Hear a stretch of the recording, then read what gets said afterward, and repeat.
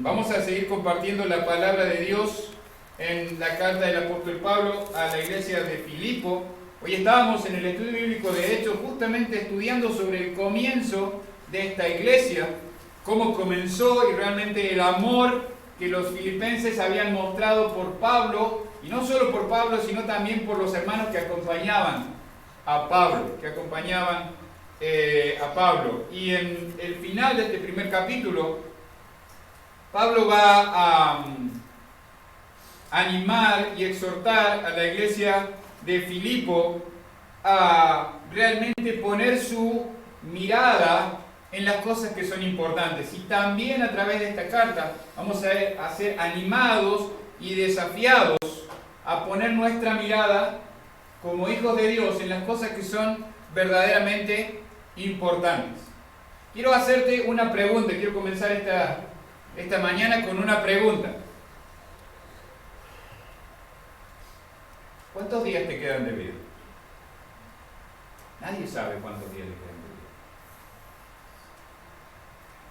Si fuera por cómo son longevos en mi familia, hay pastor por lo menos para 40, 45 años más, para aguantarme acá, no sé si acá, pero por lo menos aguantarme, porque en mi familia viven entre los 90, 95, 96, tengo 49 recién, estrenando los 49 hace poco, entonces quedan un par de años.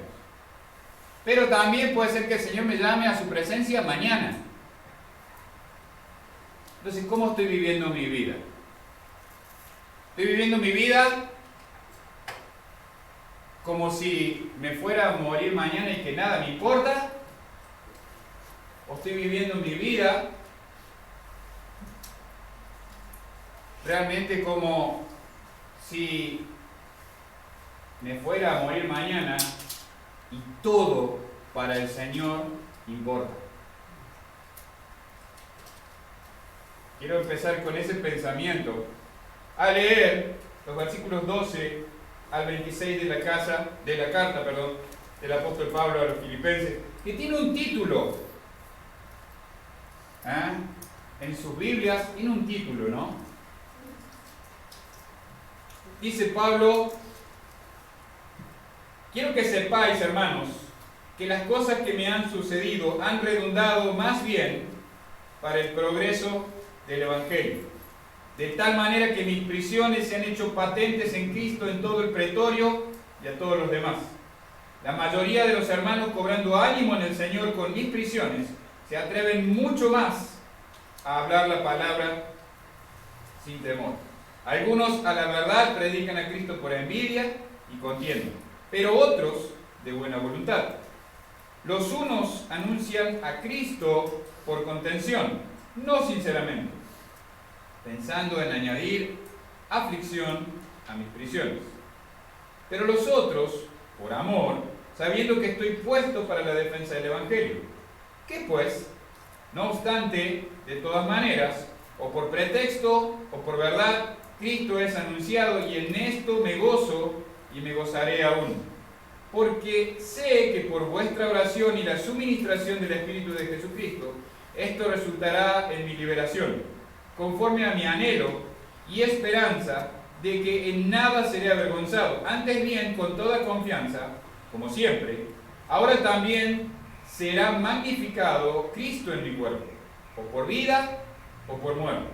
Porque para mí el vivir es Cristo y el morir es ganancia. Mas si el vivir en la carne resulta para mí en beneficio de la obra, no sé qué escoger. Porque de ambas cosas estoy puesto en estrecho, teniendo deseo de partir y estar con Cristo, lo cual es muchísimo mejor. Pero quedar en la carne es más necesario por causa de vosotros. Y confiado en esto, sé que quedaré, que aún permaneceré con todos vosotros para vuestro provecho y gozo de la fe, para que abunde vuestra gloria de mí en Cristo Jesús, por mi presencia otra vez entre vosotros. Solamente que os comportéis como es digno del Evangelio de Cristo, para que, o sea que vaya a veros, o que esté ausente, oiga de vosotros que estáis firmes en un mismo espíritu, combatiendo unánimes por la fe del Evangelio, y en nada intimidados por los que se oponen, para que ellos, que para ellos ciertamente es indicio de perdición, mas para vosotros de salvación, y esto de Dios. Porque a vosotros os es concedido a causa de Cristo, no solo que creáis en Él, sino también que padezcáis por Él, teniendo el mismo conflicto que habéis visto en mí y ahora oís que hay en mí. En la mitad de este pasaje, Pablo dice: para mí el vivir es Cristo y el morir es ganancia. Para mí el vivir es Cristo y el morir es ganancia. Un texto que lo hemos escuchado muchas veces, lo pueden encontrar en las redes sociales, y se usa prácticamente hasta casi sin valorar el verdadero significado de este texto. El encarcelamiento de Pablo no era un estorbo para el Evangelio. Hermanos, nuestras circunstancias adversas no son un estorbo para predicar el Evangelio. Nuestras circunstancias adversas muchas veces son una herramienta que Dios usa para alcanzar a alguien con el Evangelio. No es en contra del Evangelio, es a favor del Evangelio. Pablo estaba preso en Roma, en el pretorio. Dice Pablo: quiero que sepáis, hermanos, que las cosas que me han sucedido han redundado más bien para el progreso del Evangelio, de tal manera que mis prisiones se han hecho patentes en Cristo en todo el pretorio y a todos los demás. Y la mayoría de los hermanos, cobrando ánimo en el Señor con mis prisiones, se atreven mucho más a hablar palabras sin temor. Entonces, Pablo, o la prisión de Pablo, la circunstancia adversa de Pablo, no era un estorbo para el Evangelio. Al contrario, servía para que todos los que estaban alrededor de él escucharan el Evangelio, inclusive el pretorio, los romanos. Y además, servía para que los hermanos se animaran, para que los hermanos que estaban en Roma se animaran. Pablo sigue fiel aún a pesar de las circunstancias. Miren, ustedes saben, si leen el libro de los Hechos en el capítulo 16 que estábamos esta mañana, que Pablo recibió un gran empuje, vamos a decirle así, de parte de Dios, mostrando que el poder de Dios estaba con él. Veíamos esta mañana en el libro de Hechos que él está en la cárcel, y Dios hace realmente un milagro. En Filipo es una zona de terremotos. ¿Sí? Entonces, un terremoto en Filipo no era algo, algo extraño, algo que nunca había pasado. Lo que pasó en Filipo, y que realmente fue un milagro, es que el terremoto fue tan grande y tan diferente a otros que no solo se abrieron las puertas. No dice que se arrancaron, dice que se abrieron y se soltaron las cadenas de los presos. Eso no hace un terremoto. Si usted tiene algo encadenado, un terremoto no abre un grillete, digamos. Eso es algo que Dios está haciendo. Entonces, ¿eso sirvió para el progreso del Evangelio? Sí, sirvió para el progreso del Evangelio. Sirvió para que el carcelero, su familia, fueran uno de los primeros integrantes también de la iglesia de Filipo. Pero ahora, Pablo está en una situación totalmente diferente. Ahora no hay ningún terremoto, no se abre ningún grillete, él está preso. Él tiene mucho tiempo para escribir, tiene mucho tiempo para hablar con personas, tiene mucho tiempo para que los soldados que lo guardan escuchen a Pablo hablar de Cristo. Imagínense una guardia de 8 horas nada más, y teniendo que estar paradito ahí cuidándolo a Pablo y escuchándolo a Pablo hablar de Cristo. No te queda otra, es un público cautivo, como dicen, ¿no? Como cuando se sienta un hermano y empiezo a hablar. Y a veces veo que su cara dice, ¿cuándo se ¿Por qué hablo mucho de Cristo? Porque no tiene sentido de que hable de otra cosa que no tenga que ver con Cristo. Pablo sabía que el progreso del Evangelio tenía que ver con que él fuera fiel en hablar de Cristo. Durante este tiempo Pablo escribió la carta a los Efesios, la carta a los Filipenses y la carta a los Colosenses. Él estaba preso en Roma. Este encarcelamiento no fue un desperdicio de tiempo. Bueno, ¿y ahora qué hago? Y bueno, acá me quedo sin hacer nada. La circunstancia adversa sirvió para que Pablo, como dijo hermano Lucas esta mañana, hermano Dani esta mañana, el equipo misionero, a pesar de que había circunstancias que, bueno, queremos hacer esto, no, siguió hacia adelante. Las circunstancias adversas nos deben llevar a seguir hacia adelante con la intención de seguir compartiendo la palabra de Dios con las personas. ¿Por qué?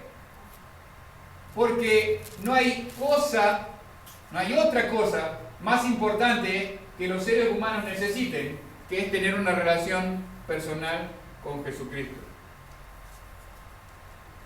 Y si usted no está entendiendo exactamente qué es lo que significa tener una relación personal con Jesucristo, por favor, hable con nosotros. Queremos ayudarle a que usted pueda entender lo que es tener una relación personal con Jesucristo. Tener a Cristo viviendo en usted. Este es el milagro más grande que las personas no terminamos de entender.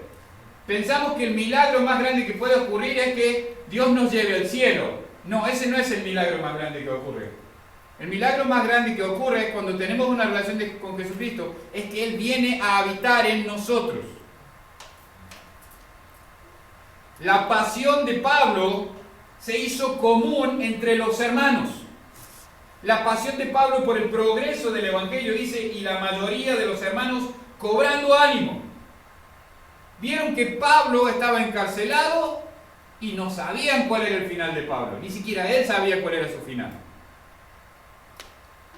Pero aún veían que Pablo, a pesar de su encarcelamiento, seguía predicando el Evangelio, dice, y la mayoría de los hermanos cobrando ánimo en el Señor con mis prisiones. O sea, si Pablo la está pasando mal y está predicando el Evangelio, ¿por qué yo no? ¿Es un impedimento? No. Dice, de tal manera que mis prisiones se han hecho patentes en todo el pretorio y a todos los demás. Pablo podía ministrar efectivamente yendo por el camino, comenzando iglesias y también estando sentado en una prisión. El papá de un pastor, un buen amigo mío, pastor Don Harris, él es pastor de la iglesia bautista de Tandil y también pastor de la iglesia bautista de Mar del Plata, en la que pastoreaba su papá hasta que se fue a la presencia del Señor. Su papá, estando en cama en sus últimos días, predicó el Evangelio y una de las enfermeras que lo atendía se convirtió. Qué tremendo testimonio. Ese ánimo, o sea, el hermano está en la cama, está en sus últimos días sufriendo dolor, tenía problemas renales, un montón de cosas. Podría haberse estado quejando, ¡ay Dios! ¿Por qué no me llevas? ¿Hasta cuándo me va a tener sufriendo acá? No. Aprovechó cada minuto de su vida para compartir el Evangelio con todos los que venían a atenderlo. El testimonio de su hijo es que él siempre estaba hablando de Cristo, siempre estaba hablando de Cristo. Me pregunto a mí muchas veces, y te pregunto para que te autoexamines con esto, ¿así es tu vida? Si sos un hijo de Dios, ¿así es tu vida? ¿Tu intención es todo el tiempo hacer patente a Cristo en tu vida? Cobrando ánimo en el Señor en mis prisiones. Ellos veían a Pablo en medio de las dificultades y Pablo tenía gozo. Ellos miraban que Dios estaba encargando de Pablo. Muchas veces queremos que Dios se ocupe de hacer las cosas como nosotros queremos que se ocupe, no como Él lo hace para mejor. Ellos veían que Dios podía usar a Pablo aunque él estaba preso. Miren versículos 15 al 18, dice: algunos a la verdad predican a Cristo por envidia y contienda, pero otros de buena voluntad. Los unos anuncian a Cristo por contención, no sinceramente, pensando añadir aflicción a mis prisiones, pero los otros por amor, sabiendo que estoy puesto para la defensa del Evangelio. ¿Qué pues? Que no obstante, de todas maneras, o por pretexto o por verdad, Cristo es anunciado, y en esto me gozo y me gozaré más aún. Acá vamos a considerar algunos motivos que tenían algunas personas que estaban ahí. Dice Pablo: algunos a la verdad predican a Cristo por envidia o por contienda, tratando de tener fama. Predicar a Cristo no es para tener fama. Yo no estoy acá para ser famoso. Yo no salgo a la calle para ser famoso. Mi intención no es ser el predicador de las multitudes. Mi intención es predicar el Evangelio a cada persona que Dios me dé la oportunidad de predicar el Evangelio. Y quiero ser intencional al hacerlo. Quiero orar que Dios me dé la oportunidad de compartir el Evangelio con al menos una persona en este día. Si Él me da la oportunidad, y voy a hacer todo lo posible por hacerlo. Estas personas de las que Pablo habla estaban contentas con que Pablo estuviera preso. Estaban contentas porque ellos podían tomar fama. Lo vemos con los corintios, ¿no? ¿Se acuerdan cuando estudiamos la carta de los corintios que aparecieron unos falsos apóstoles, que les dice Pablo? Aparecieron unos falsos apóstoles. ¿Y los corintios qué hicieron? Le prestaron el oído, ¿no? Pablo no trata de ser cínico o sarcástico. No está diciendo que predicaban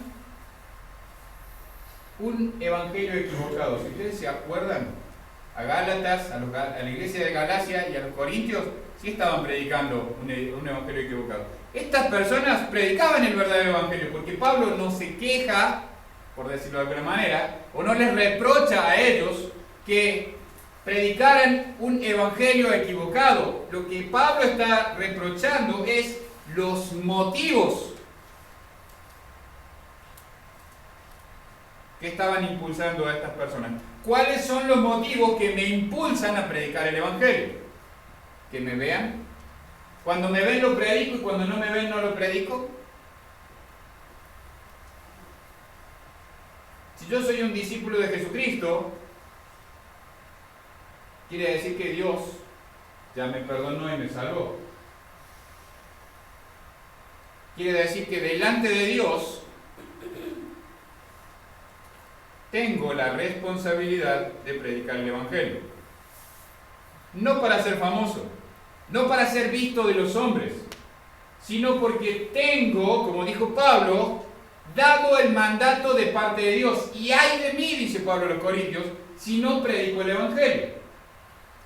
Dios nos encomendó en el libro de Mateo. Jesucristo dice: toda potestad me es dada en el cielo y en la tierra. ¿Quién tiene el poder? Jesucristo. Y con ese poder nos envió a ser discípulos.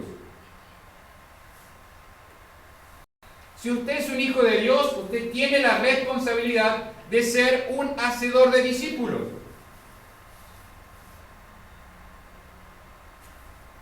No es para delegar. Es mi responsabilidad. Los que anunciaban el Evangelio por contención, o sea, predicaban el Evangelio, dice, no sinceramente.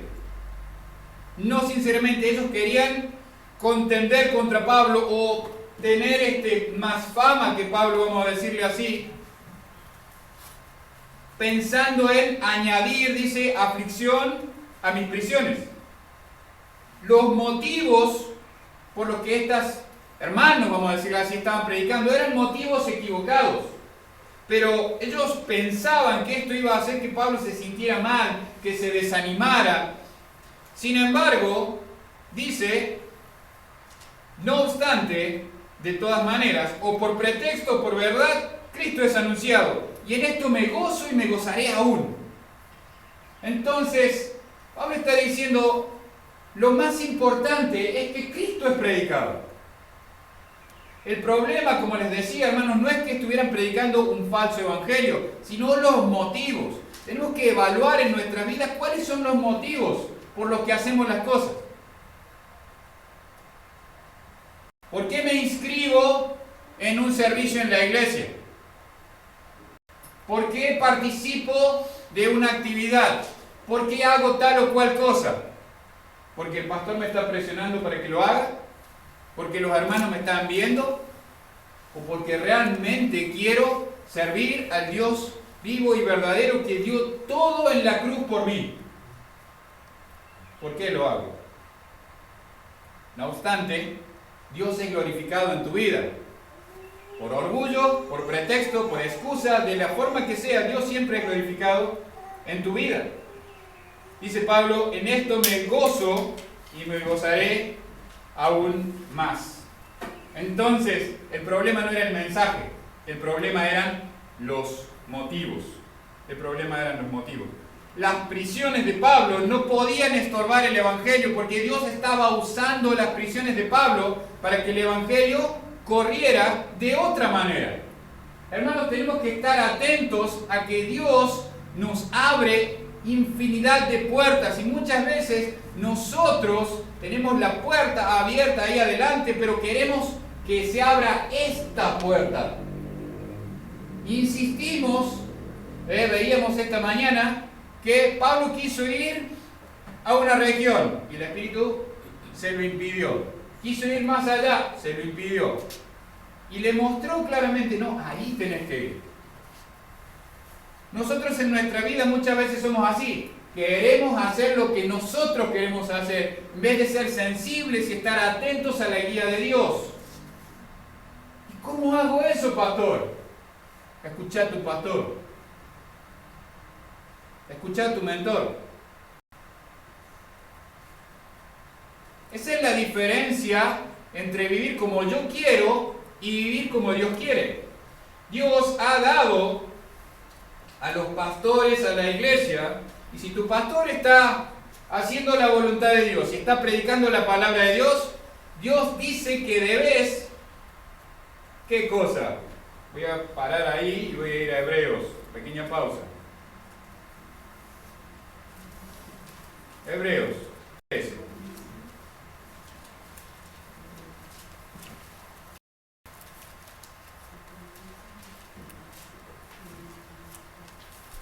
Hebreos 13:7 dice, acordaos de vuestros pastores que os hablaron la palabra de Dios, considerad cuál haya sido el resultado de su conducta e imitad su fe. ¿Tu pastor está sirviendo al Señor? Imita su fe. Imita su fe. 17. Obedeced a vuestros pastores y sujetados a ellos, porque ellos velan por vuestras almas como quienes han de dar cuenta, para que lo hagan con alegría y no quejándose, porque esto no es provechoso. Entonces, yo ahora soy pastor, pero antes no fui pastor. Y aprendí a seguir a mi pastor porque él seguía a Cristo. Pablo dijo a los corintios, en 1 Corintios 11:1, sed imitadores de mí, así como yo de Cristo. Si tu pastor está siguiendo a Cristo, tenés que seguir a tu pastor. Si tu mentor está siguiendo a Cristo, tenés que seguir a tu mentor.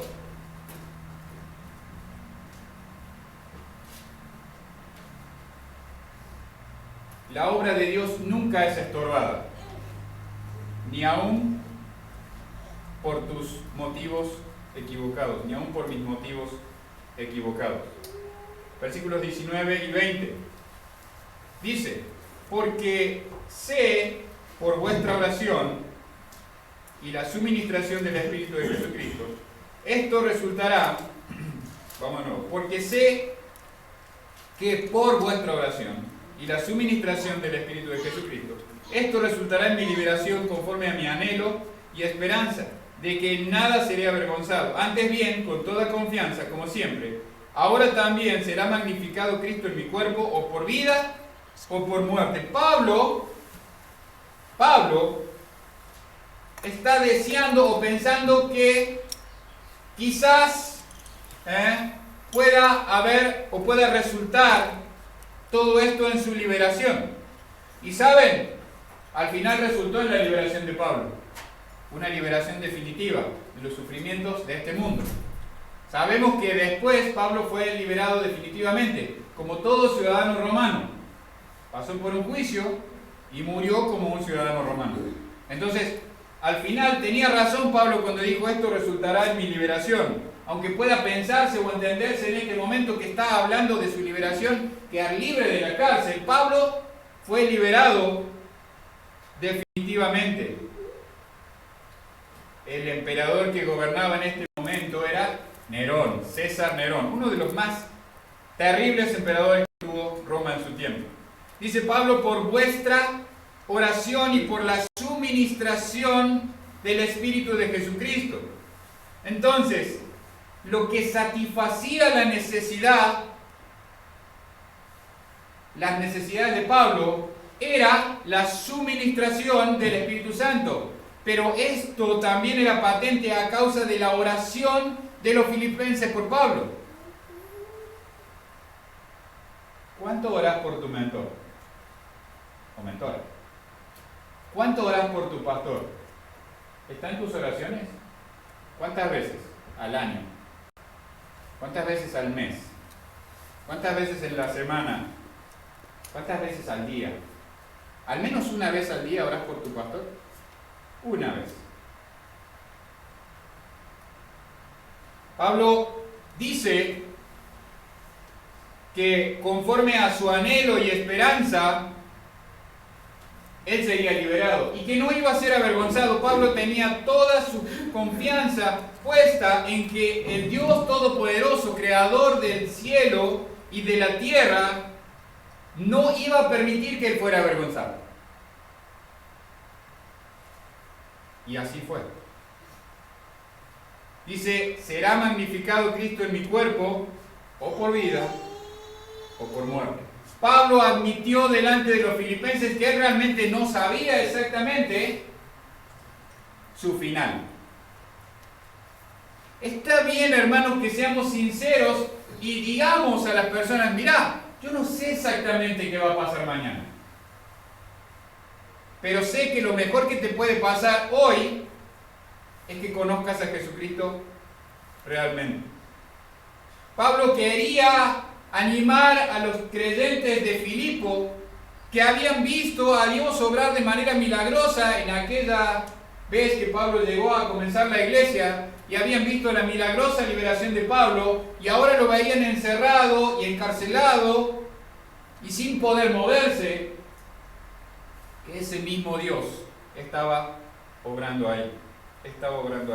El mismo Dios que hizo ese milagro espectacular estaba haciendo otro tipo de milagros espectaculares, salvando vidas a causa del evangelio predicado a cada una de las personas. Muchas veces las personas están buscando ese tipo de cosas, ¿no? Milagros espectaculares, cosas así, wow, que sorprendan. Pero miren, no hay nada más milagroso que una persona que está muerta y que vuelva a la vida, o que reciba, mejor dicho, la vida. Estudiábamos cuando veíamos la carta a los Efesios, que dice que Dios nos dio vida a nosotros cuando estábamos muertos en nuestros delitos y pecados. No hay milagro más grande para tu vida que el hecho de que si estás sin Cristo, estás muerto, dice la Biblia. Separado. La palabra muerte significa separado de Dios. Muerto en tus delitos y pecados. Y al arrepentirte de tus pecados y ir a Cristo sinceramente para pedir perdón por tus pecados y que Él venga a vivir en tu vida, que te salve. Él te va a dar vida. Ese es el milagro más grande que te puede ocurrir. Pablo dice, sea por vida o por muerte, Cristo va a ser magnificado, glorificado. Hermanos, se trata nuestra vida, hijo de Dios, discípulo de Jesucristo. Tu vida se trata de dar la gloria a Dios. No hay nada más importante que dar la gloria a Dios. No una carrera universitaria, no un trabajo espectacular, no una casa enorme, no el mejor auto. Dar la gloria a Dios con tu vida. ¿Y cómo dar la gloria a Dios con tu vida? Predicando el Evangelio, ayudando a que tus hermanos de la iglesia crezcan. Ese es mi propósito. Mi propósito no es ser famoso, mi propósito no es hacerme millonario, mi propósito no es tener una casa enorme ni un auto caro. No está mal que lo tengas, pero no vivo para eso. El propósito de Pablo no fue hacerse rico con el Evangelio. Dios lo exaltó, pero ¿cuándo lo exaltó? ¿En vida lo exaltó? No, ahora está exaltado, miles de años después que esto pasó. Y está exaltado para nosotros en el sentido en el que vemos que casi todo lo que tenemos del Nuevo Testamento, la mitad, fue escrito por este hombre, un siervo de Dios. Versículo 21 al 26 dice, porque para mí el vivir es Cristo y el morir es ganancia. Mas si el vivir en la carne resulta para mí en beneficio de la obra, no sé entonces qué escoger. Y Pablo va a explicar en este pasaje esto, ¿no? Para mí el vivir es Cristo y el morir es ganancia. No hay mejor ganancia para un hijo de Dios que dejar este mundo de sufrimiento y ir a la presencia de su Salvador, de su Redentor. No hay nada mejor que nos pueda pasar. La muerte de Pablo glorificaría a Jesucristo y sería una ganancia para Jesucristo. Y la ganancia inmediata de Pablo era estar en la presencia de su Salvador. Pero, Pablo dice, mas si el vivir en la carne resulta para mí en beneficio de la obra, no sé qué elegir. La verdad no sé qué elegir. En este pasaje vemos ahí dos falsas enseñanzas que son refutadas en un solo versículo. Una falsa enseñanza, cuando uno se muere queda como en un estado de animación suspendida, en el que no sabe nada y no le siente más nada hasta que algún día se despierta de nuevo. Hay iglesias que enseñan esto. Y otra enseñanza, que también es refutada, en la que uno tiene que pasar por un proceso de purificación antes de ir al cielo, llamado purgatorio. No, Pablo dice que si se muere, se va a la presencia del Señor, directamente. Él va a estar en la presencia de su Salvador y va a ver a su Salvador. Dice, mas si el vivir, volviendo al otro texto, mas si el vivir en la carne resulta para mí en beneficio de la obra, Pablo está diciendo, bueno, quiero seguir fructificando, quiero seguir dando frutos, porque me interesa que la obra de Cristo avance. Para eso vivo. Pero de ambas cosas estoy puesto en estrecho. ¿Qué escoger? ¿Qué es lo mejor? ¿Qué es lo mejor? La muerte es ganancia porque me voy con mi Salvador, pero quedarme es necesario para la obra.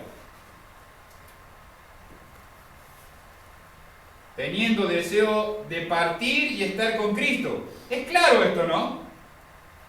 Él no era que partía, se moría y ahí quedaba dormido hasta que algún día venga Cristo y lo despierte. O partir y bueno, primero tengo que purificarme de pecados que me quedaron colgados para recién ir a Cristo. No, partir y estar con Cristo.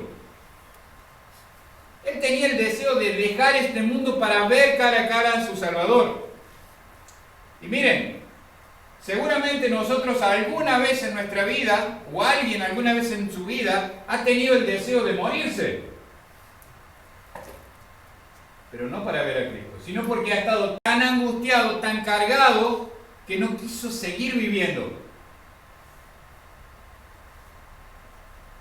El deseo de morir de Pablo no tenía nada que ver con esto. No tenía que ver con las aflicciones de este mundo, no tenía que ver con que él estuviera preso, no tenía que ver con que él no supiera si al día siguiente iba a estar vivo o le iban a cortar la cabeza. No tenía que ver con esto. Tenía que ver con que él quería ver a su Salvador. Él quería ver cara a cara a Jesucristo. Ese deseo de dejar este mundo no tenía que ver con las aflicciones de este mundo. El deseo de partir era ir al cielo para estar con Cristo. Pero quedar en la carne, dice Pablo, es más necesario a causa de vosotros. Pablo entendió que los hermanos necesitaban aún por un poco más de tiempo a este siervo. Necesitaban aún por un poco más de tiempo a este hombre que siguiera compartiendo y enseñando todo lo que Dios le había dado en su vida. Es más necesario quedar. Dice, para que abunde vuestra gloria de mí en Cristo Jesús, por mi presencia otra vez entre vosotros.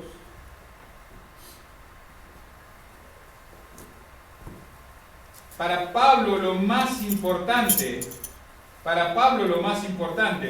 era seguir todo el tiempo que fuera posible acompañando a los creyentes de Filipo, animándoles a que no fueran intimidados por nada, que siguieran comportándose como era digno del Evangelio. 27 al 30.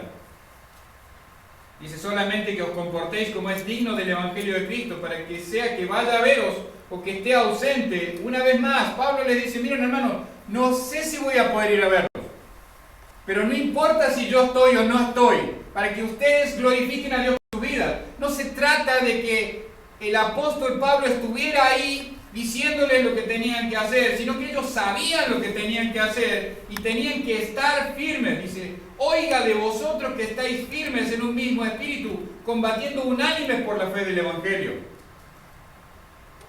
¿Por qué combatimos? ¿Por qué hacemos lo que tenemos que hacer? Y porque el pastor anda por atrás de nosotros, si no. No. Lo hacemos porque Cristo nos lo ha encomendado. Dice, y en nada intimidados por los que se oponen, que para ellos, ciertamente es indicio de perdición, más para vosotros de salvación. Y esto es de Dios.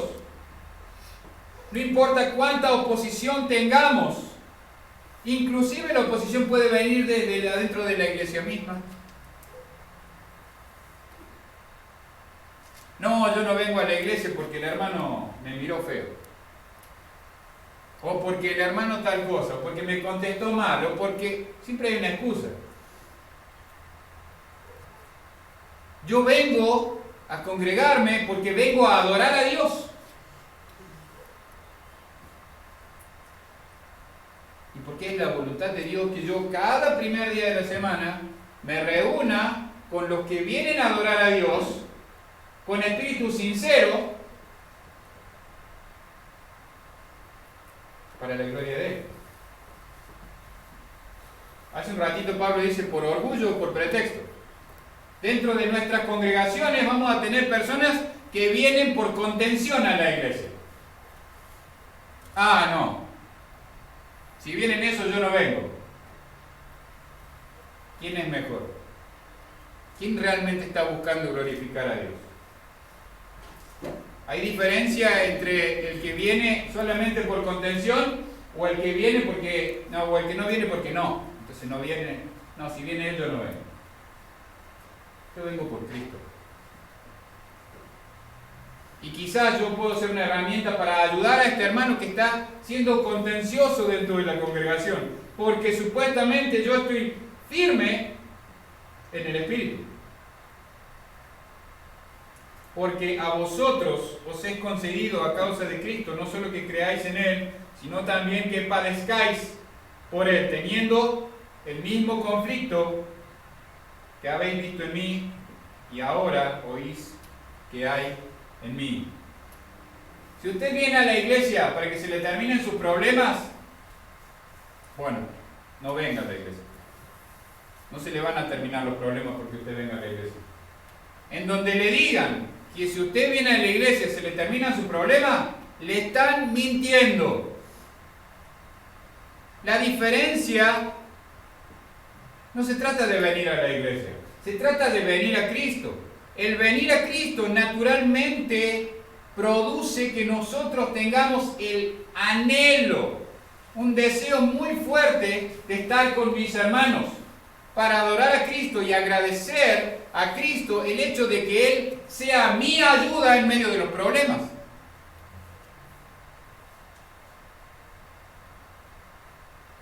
Hebreos dice que nos estimulamos cuando venimos a congregarnos. Si no te congregas, no sos estimulado. Y está comprobado científicamente que todos necesitamos ser estimulados. Pero no a cualquier cosa. Dice que somos estimulados al amor y a las buenas obras. Entonces, si no te congregas, no vas a ser estimulado al amor y no vas a ser estimulado a las buenas obras. Cualquier excusa que vos pongas para no congregarte es eso, es una excusa. Y algún día no vas a tener que rendir esa excusa con el pastor. Te vas a tener que parar delante del príncipe de los pastores, del Dios vivo y verdadero, y decirle: no, yo no fui a la iglesia porque el hermano fulano una vez me miró feo, pastor. Así le va a decir a tu pastor, al príncipe de los pastores. No, señor, el hermano Mengano, una vez me contestó mal, no fui más. ¿Qué se cree? ¿Quién se cree que es?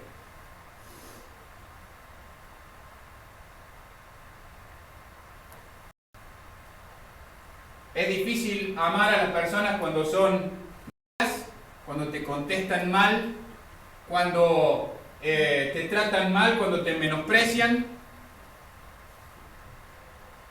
cuando no te hacen caso. ¿Es difícil o no es difícil? Y Cristo te amó igual. Y Cristo me amó igual. Entonces, si Cristo me amó siendo así, y yo me hago llamar, yo soy creyente, soy un cristiano, un pequeño Cristo, pero después me comporto como un incrédulo, ¿no?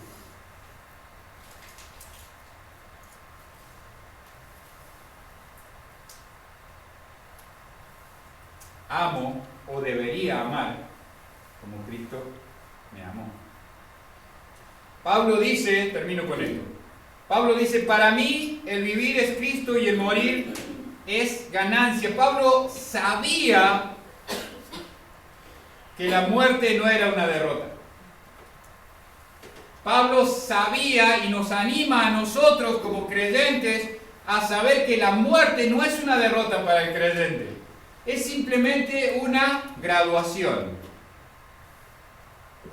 Pasamos a la gloria de Dios. Eso es la muerte. Una ganancia neta.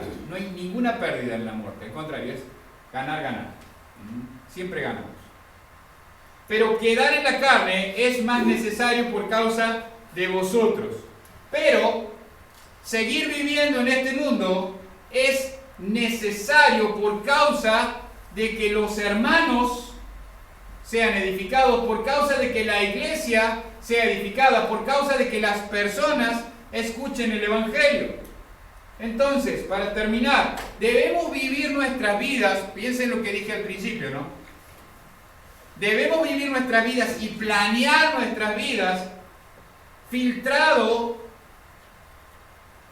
o con esta mirada, con esta visión. Pasamos a la gloria de Dios. Eso es el amor. una ganancia neta. No hay ninguna pérdida en la muerte, al contrario, es ganar, ganar. Siempre ganamos. Pero quedar en la carne es más necesario por causa de vosotros. Pero seguir viviendo en este mundo es necesario por causa de que los hermanos sean edificados